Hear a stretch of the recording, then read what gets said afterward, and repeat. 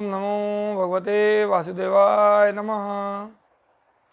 श्री भगवद गीता साधक संजीवनी अध्याय 12 श्लोक संख्या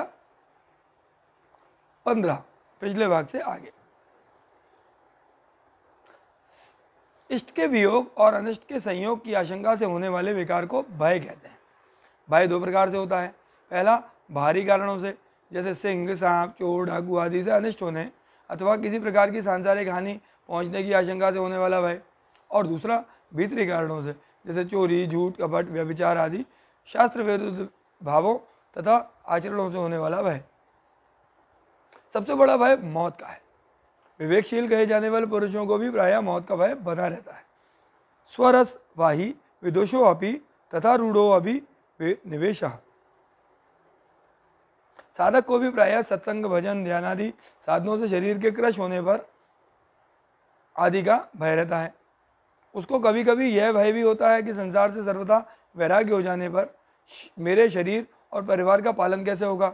साधारण मनुष्य को अनुकूल वस्तु की प्राप्ति में बाधा पहुंचाने वाले अपने से बलवान मनुष्य से भय होता है। ये सभी भय केवल शरीर या जड़ता के आश्रय से ही पैदा होते हैं। भक्त सर्वथा भगवत चरणों के आश्रित रहता है, इसलिए वह सदा सर्वदा भय रहित होता है।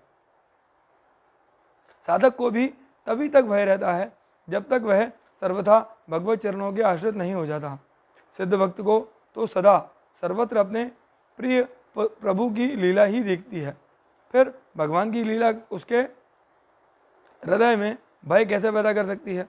मन का एक रूप न रहकर हलचल युक्त हो जाना उद्वेग कहलाता है। इस 15वें श्लोक में उद्वेग शब्द 3 बार आया है। पहली बार उद्वेग की बात कहकर भगवान ने बताया कि भक्त की कोई भी क्रिया उसकी ओर से किसी मनुष्य को उद्वेग का कारण नहीं बनती। दूसरी बार उद्वेग की बात कहकर बताया कि दूसरे मनुष्य की किसी भी क्रिया से भक्त के अंतःकरण में उद्वेग नहीं होता। इसके सिवाय दूसरे कई कारणों से भी मनुष्य को उद्वेग हो सकता है, जैसे बार बार कोशिश करने पर भी अपना कार्य पूरा न होना, कार्य का इच्छानुसार फल न मिलना, अनिच्छा से ऋतु परिवर्तन, भूकंप, बाढ़ आदि दुखदायी घटना अपनी कामना, मान्यता, सिद्धांत अथवा साधन में विघ्न पड़ना आदि।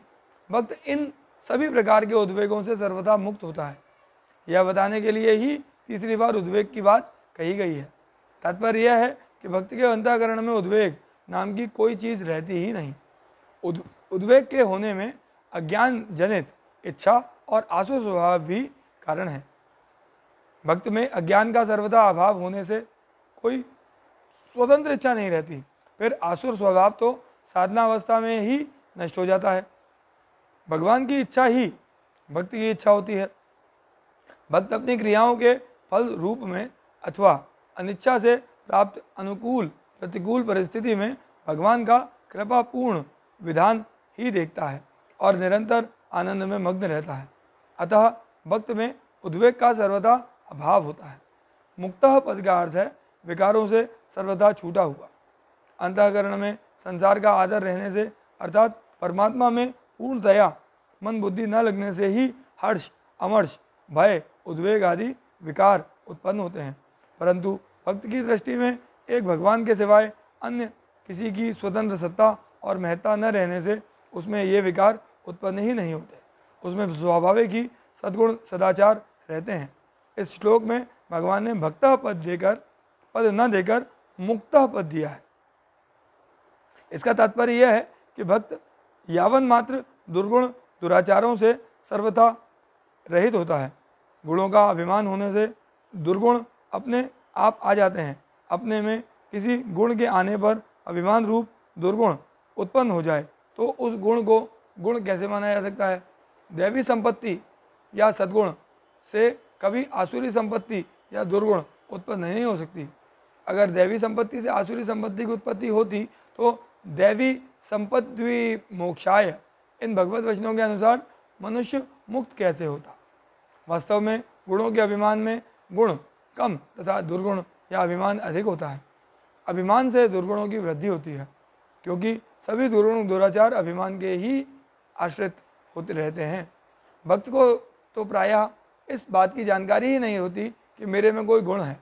अगर उसके अपने में कभी कोई गुण दिखता भी है तो वह उसको भगवान का ही मानता है, अपना नहीं।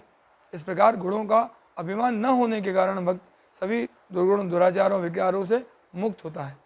भक्त को भगवान प्रिय होते हैं, इसलिए भगवान को भी भक्त प्रिय होते हैं। ओम नमो भगवते वासुदेवाय नमः।